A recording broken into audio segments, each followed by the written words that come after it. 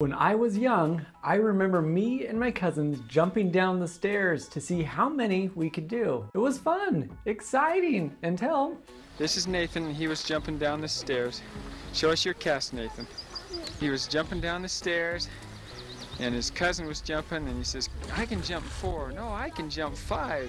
No, I can jump 6 stairs. You see, I have a memory of myself about to jump and instead feeling these hands behind my back pushing me. I tumbled down the stairs and I broke my leg. That's when my memory gets fuzzy, but I am so sure that I was pushed. Recounting this event with my siblings, they claim that I jumped. So why can I feel and I think and I experience something so different? It felt so real, yet others have a different story. In fact, I feel so strong that I am right. It's like 95% that it happened the way that my brain said it did. I was pushed. But here's the thing, maybe I'm wrong. Having a false memory can happen to anyone. When we attempt to remember something from the past, our brain can go into overdrive, and it can also put false nuggets of information in there. The reason that our memories are all over the place is because there simply just is too much information presented in front of us. Our body and brain are built to notice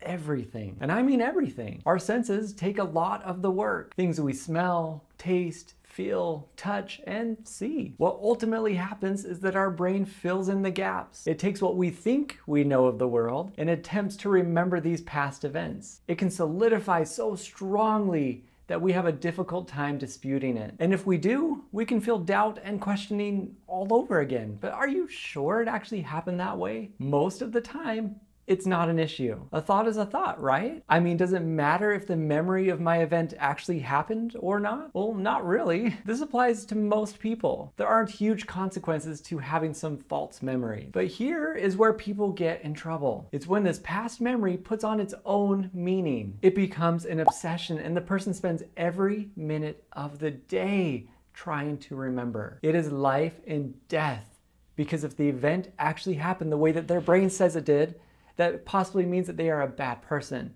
They cheated, they're a liar, they are unworthy, undeserving, and whatever else the brain says. They're threats, they're not happy memories. Typically, this happens more to those who have obsessive compulsive disorder. And the theme is considered false memory OCD. Or real event OCD. False memories can be completely made up. There is no base or foundation to their story. It can be connected to a real moment, like my story, because the brain has to fill in the gaps. Either way, it can be a painful experience. So here's an example.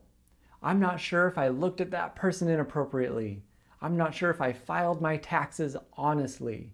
I'm not sure if I actually pushed somebody down the stairs. I'm not sure if my intentions were evil. I'm not sure if I repented enough, if I'm worthy. It can make people doubt things that are even scarier. When it comes to real experiences, this is where someone's not willing to allow themselves to move forward from past mistakes. I often hear the phrase from my clients, if people knew who I really were, they would shun me, they would lock me away. I am pretending. They are so ashamed of their past. And yes, people have done some terrible things. But guess what? That is life. What is more important is that you are living today, right now, right in this moment. Like today. What are you going to do about today? Not the past. In my opinion, past experiences are to be learned from.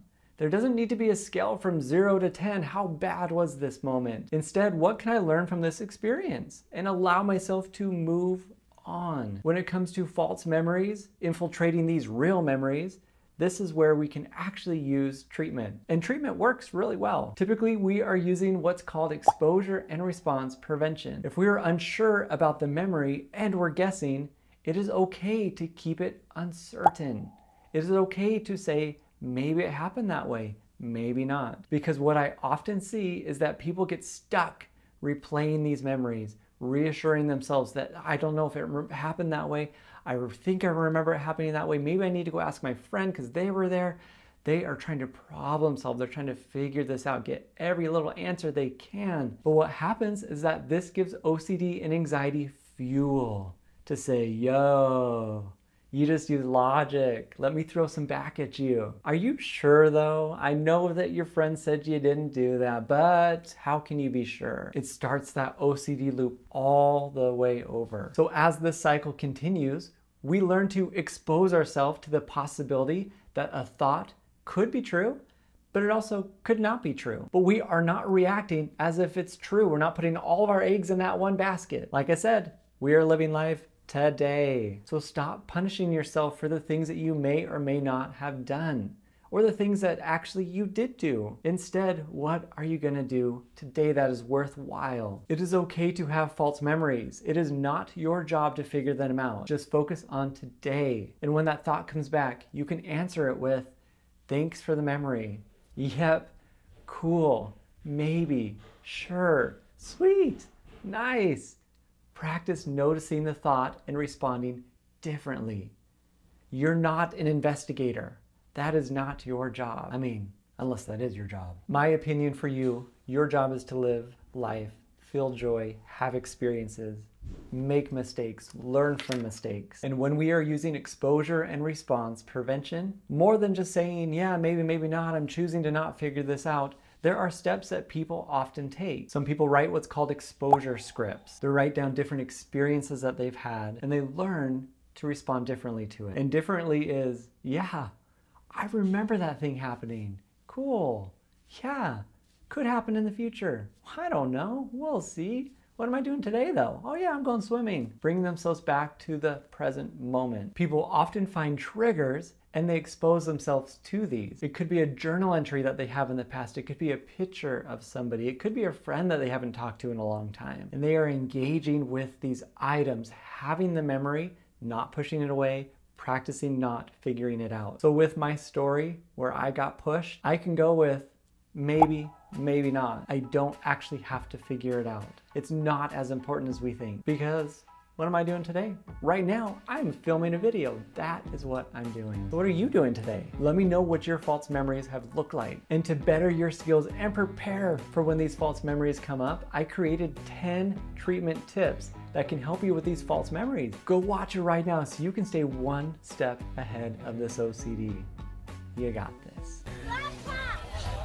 Nathan, are you going to be more careful next time about jumping down the stairs?